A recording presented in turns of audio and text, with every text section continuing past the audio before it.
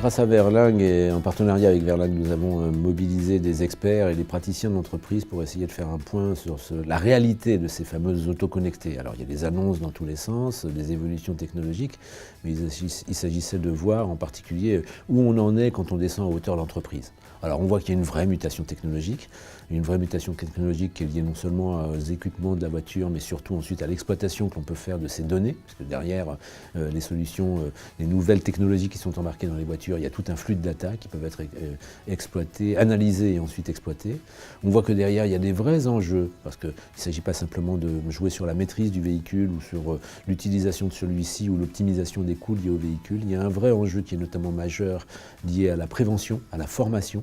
C'est l'occasion de faire de la formation à l'éco-conduite, mais aussi à la sécurité routière. Et que derrière, ça a des implications en termes de coûts, mais pas simplement de coûts, de nouveaux types de partenariats entre les entreprises et leurs assureurs. Des assureurs qui font évoluer leur offre, notamment en prenant en compte ces données qui permettent de mieux comprendre les comportements routiers des gens, des collaborateurs qu'ils assurent, et puis peut-être aussi de prédire un certain nombre de choses et donc d'affiner le montant des primes et les offres qui vont être formulées à destination des entreprises. Alors on voit bien qu'on est là à un stade où le marché est en train de se cristalliser. Il y a eu beaucoup d'annonces, mais maintenant ça arrive vraiment, ça se traduit dans les faits.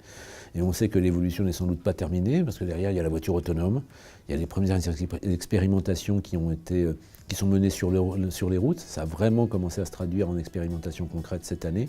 Et on peut se dire qu'à échéance de 2020-2021, il y aura peut-être encore un nouveau changement de paradigme à prendre en compte. En ce qui concerne le risque routier, il faut juste rappeler que c'est un enjeu majeur, pas simplement en termes de coûts, mais en termes de sécurité. L'accident mortel sur la route, c'est le premier facteur d'accident mortel du travail.